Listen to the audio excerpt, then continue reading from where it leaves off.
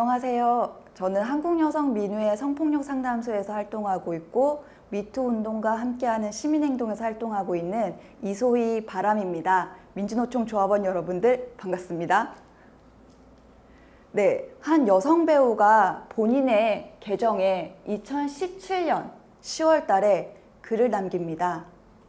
당신이 성폭력 피해를 겪었다면, 성희롱 피해를 겪었다면 지금 이 트윗에 미투라고 써주세요. 그녀는 지난 30년 동안 100여 명의 여성을 추행한 미국의 영화 제작자 하비 와인스타인의 행위를 세상에 꺼내놓았습니다. 해시태그 미투, 이것은 한국에서도 이어졌습니다. 2018년 1월 29일 우리는 모두 기억하고 있을 것입니다. 서지현 검사가 안태근 전 검찰국장의 성추행 사실을 JTBC 뉴스룸에 나와서 이야기하였습니다. 어느 정도 사회적 권력과 지위를 가지고 있는 사람이, 그리고 심지어 수사권과 기소권을 가지고 있는 사람이 아주 오랜 시간 동안 성추행 피해를 이야기하지 못했었구나. 카메라 앞에 나와서 이야기하지만 그 목소리를 들어주는 것이구나 라는 것을 많은 여성들은 경험하였습니다. 그리고 여성들은 그 경험 속에서 말하지 않으면 아무것도 달라지지 않는다라는 것을 깨닫고 이야기하였습니다. 한 번쯤은 들어보았을 이름, 이 사람이라고 여겨지는 사람들의 미투 성폭력 가해 행위가 이어졌습니다. 하지만 이것은 유명인들만의 문제였을까요? 일상의 곳곳에서 여성들의 말하기는 시작되었습니다. 학교에서, 직장에서, 빙상 위에서, 연극 무대 위에서 우리의 삶이 이어지는 어느 곳에서든 자신의 이야기가, 미투의 목소리가 일렁거렸습니다. 미국에서는 하루에 5만 건의 해시태그 미투가 1년 동안 이어졌고요. 한국에서도 미투의 목소리는 이어졌습니다.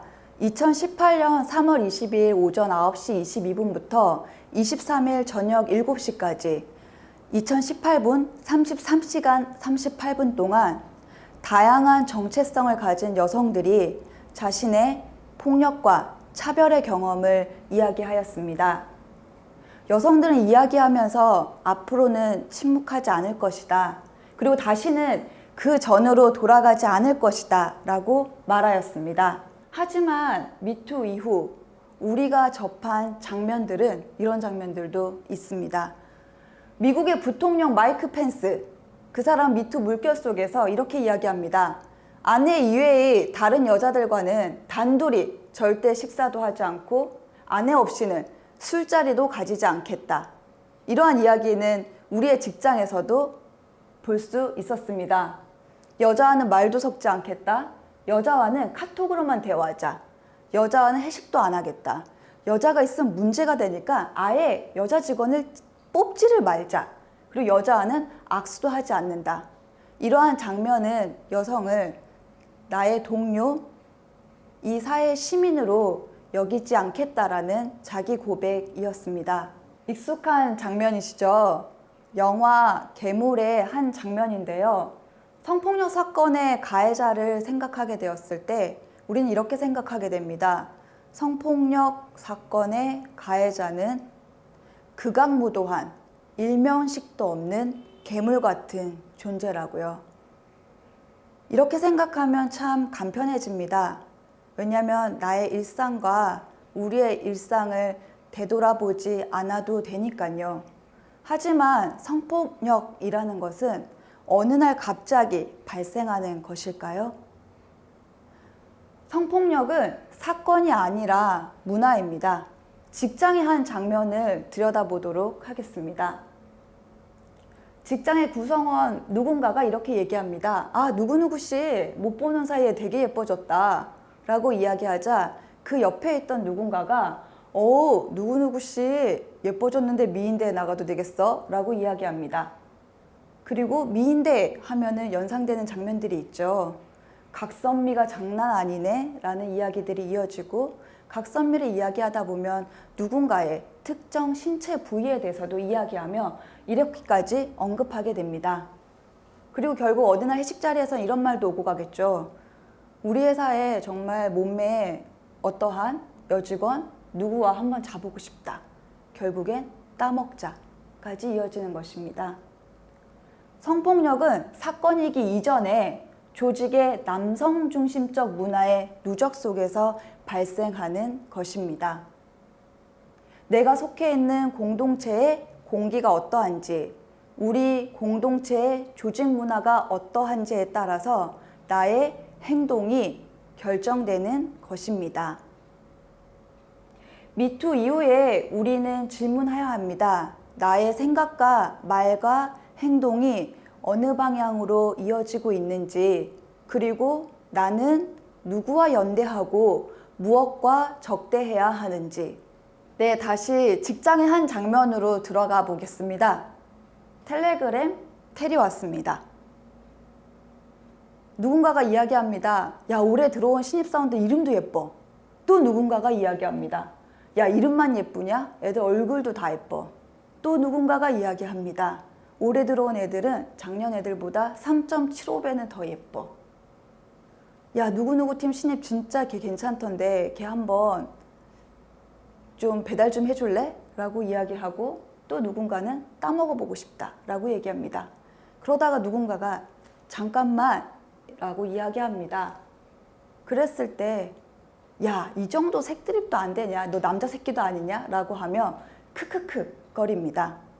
그리고 또 누군가는 여직원들이 회사에서 이게 알려지면 시끄러워지니까 우리끼리만 알고 있는 것이다 라고 하며 이 단톡방의 존재 이유를 정당화합니다. 이러한 장면이 바로 성폭력 사건이 아니라 문화로 이어지는 남성 중심적인 조직 문화의 그 연결성을 보여주는 그 장면인데요. 이 장면을 우리는 바꾸어야 합니다. 그 장면을 바꾸기 위한 실천들을 함께 나눠보고자 합니다. 첫 번째, 아무렇지 않게 외모를 평가하고 외모의 순위를 매기고 성적 농담을 하는, 그래서 견고해지는 그들만의 우정으로부터 탈퇴하는 존재가 되어봅시다. 아무것도 감수하지 않고서는 변하지 않습니다. 그런 농담들이 오고 갈 때 급정색을 하면서 웃지 않는 것, 그거 문제이다 라고 하며 그 행위를 중단하는 활동들을 해나 가봅시다. 두 번째, 불법 촬영물을 공유하고 동료 여성에 대한 외모를 평가하고 소수자 혐오 등을 통해 강화해온 집단성과 적대하고 나의 위치를 인식하고 성폭력 피해에 공감하면서 사회적 약자에 연대하는 첫사람이 되어봅시다. 세 번째, 호의와 어색한 분위기를 탈피하기 위해서 던져진 한마디가 어떤 연속선 위에 있고 이것이 종국에는 어떻게 성폭력까지 이어지는지 인식하면서 외모에 대해 말하지 않는 실천을 일주일만이라도 한번 해봅시다. 우리는 모두 당사자입니다. 성폭력 사건의 피해자, 가해자가 아니어도 우리는 모두 당사자입니다. 나는 누군가의 노동 환경이라는 것을 인지하면서 생활할 수 있으면 좋겠습니다. 그리고 매일 아침 출근길에 질문을 던져봅시다. 나는 좋은 시민인가? 좋은 동료인가? 나는 누구와 연대하고 무엇과 적대하는가?